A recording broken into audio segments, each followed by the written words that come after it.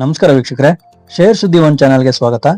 ಇವತ್ತಿನ ವಿಷಯ, ನಾನು ಒಬ್ಬ ಗೌರ್ಮೆಂಟ್ ಎಂಪ್ಲಾಯಿ, ನಾನು ಕೂಡ ಶೇರ್ ಮಾರ್ಕೆಟ್ ನಲ್ಲಿ ಇನ್ವೆಸ್ಟ್ಮೆಂಟ್ ಮಾಡಬಹುದಾ? ಈ ರೀತಿ ನನಗೆ ಎಂಕ್ವೈರಿ ಕಾಲ್ ಬಂದಿತ್ತು. ಅದೇ ರೀತಿ ಡೌಟ್ ಬೇರೆಯವ್ರಿಗೂ ಕೂಡ ಬಂದಿರಬಹುದಲ್ವಾ?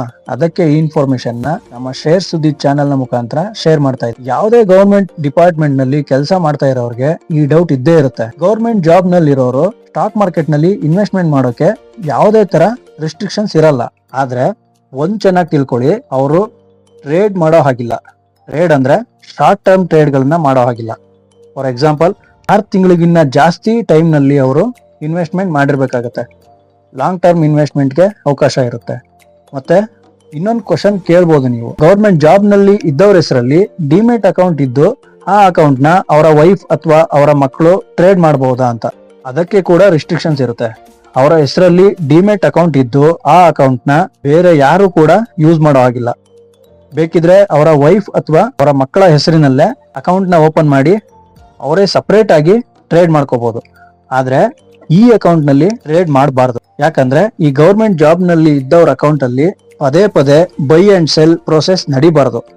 ಅವರು ವರ್ಕಿಂಗ್ ಅವರ್ಸ್ ನಲ್ಲಿ ಪ್ರತಿದಿನ ಅಥವಾ ಪ್ರತಿ ವಾರ ಮಾರ್ಕೆಟ್ನೇ ನೋಡ್ತಾ ಕೂತಿದ್ರೆ ಅಲ್ಲಿ ಕೆಲಸ ಮಾಡೋರು ಯಾರು ಅನ್ನೋ ಉದ್ದೇಶ ಅಷ್ಟೇ. ಸೊ ಅದಕ್ಕೆ ಅವರು ಲಾಂಗ್ ಟರ್ಮ್ಗೆ ಇನ್ವೆಸ್ಟ್ಮೆಂಟ್ ಮಾಡಬಹುದು. 5 ವರ್ಷ, 10 ವರ್ಷ, 15 ವರ್ಷ ಹೀಗೆ.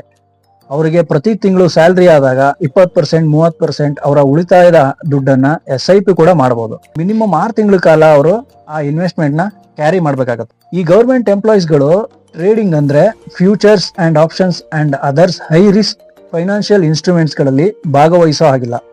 ರೂಲ್ಸ್ ನ ಪ್ರಕಾರ government employees mutual funds, bonds ಮತ್ತೆ ಸ್ಟಾಕ್ಸ್ ಗಳ ಮೇಲೆ ಇನ್ವೆಸ್ಟ್ಮೆಂಟ್ ಮಾಡಬಹುದು. ಏನ್ ನೀವು ಸ್ಟಾಕ್ ಗಳ ಮೇಲೆ, ಬಾಂಡ್ಸ್ ಮೇಲೆ, ಫಂಡ್ಸ್ ಮೇಲೆ ಇನ್ವೆಸ್ಟ್ಮೆಂಟ್ ಮಾಡಿರ್ತೀರಲ್ಲ, ಅವೆಲ್ಲವನ್ನು ಕೂಡ ನಿಮ್ಮ ಆಸ್ತಿ ವಿವರ ಏನು ಸಲ್ಲಿಸ್ತಿರಲ್ಲ ಇಯರ್ ಎಂಡ್ ನಲ್ಲಿ, ಆ ಒಂದು ಟೈಮ್ ನಲ್ಲಿ ಡಿಪಾರ್ಟ್ಮೆಂಟ್ಗೆ ಈ ಒಂದು ಇನ್ವೆಸ್ಟ್ಮೆಂಟ್ ಮಾಡಿರೋದನ್ನ ಅಲ್ಲಿ ತಿಳಿಸ್ಬೇಕಾಗತ್ತೆ ನೀವು. ಈಗ ನನ್ನ ಒಂದು ಅನಿಸಿಕೆ ಏನಪ್ಪಾ ಅಂದ್ರೆ, ಗೌರ್ಮೆಂಟ್ ಎಂಪ್ಲಾಯೀಸ್ ಯಾರಾದ್ರೂ ಇದ್ರೆ ನಮ್ಮ ಚಾನೆಲ್ ನಲ್ಲಿ ನೀವು ಕೂಡ ಸ್ಟಾಕ್ ಮಾರ್ಕೆಟ್ ಬಗ್ಗೆ ಕಲೀರಿ, ವಿಷಯಗಳನ್ನ ತಿಳ್ಕೊಂಡು ಶೇರ್ ಮಾರ್ಕೆಟ್ ನಲ್ಲಿ ಇನ್ವೆಸ್ಟ್ಮೆಂಟ್ ಮಾಡಬಹುದು. ನಾವು ಇನ್ವೆಸ್ಟ್ಮೆಂಟ್ ಮಾಡೋ ಹಾಗಿಲ್ಲ ಅಂತ ಅನ್ಕೋಬೇಡಿ. ನಮ್ಮ ಚಾನೆಲ್ ನಲ್ಲೇ ಎಲ್ಲಾ ಅಪ್ಡೇಟ್ಸ್ ಕೊಡ್ತಾ ಇರ್ತೀನಿ. ಮಾರ್ಕೆಟ್ ರಿಲೇಟೆಡ್ ಎಲ್ಲಾ ವಿಷಯಗಳನ್ನು ತಿಳಿಸ್ಕೊಟ್ಟಿರ್ತೀನಿ. ವಿಡಿಯೋಸ್ ಗಳನ್ನ ನೀವು ವಾಚ್ ಮಾಡ್ತಾ ಹೋದ್ರೆ ಸ್ಟಾಕ್ ಮಾರ್ಕೆಟ್ ಬಗ್ಗೆ ಇರೋ ಬೇಸಿಕ್ ಅಂಶಗಳನ್ನೆಲ್ಲ ಸಿಗುತ್ತೆ. ಈ ಒಂದು ವಿಷಯನ ಕಲ್ತು ಇನ್ವೆಸ್ಟ್ಮೆಂಟ್ ಮಾಡಬಹುದು. ಇದಾಗಿತ್ತು ವೀಕ್ಷಕರೇ ಈ ವಿಡಿಯೋದ ವಿಷಯ. ಇನ್ನು ಹೆಚ್ಚಿನ ಸ್ಟಾಕ್ ಮಾರ್ಕೆಟ್ ಅಪ್ಡೇಟ್ಸ್ಗೆ ನಮ್ಮ ಚಾನೆಲ್ ನ ವಾಚ್ ಮಾಡ್ತಾ ಇರಿ. ವಿಡಿಯೋ ಇಷ್ಟ ಆಗಿದ್ರೆ ಲೈಕ್ ಮಾಡಿ, ಶೇರ್ ಮಾಡಿ. ಮತ್ತೆ ಸಿಗೋಣ. ನಮಸ್ಕಾರ.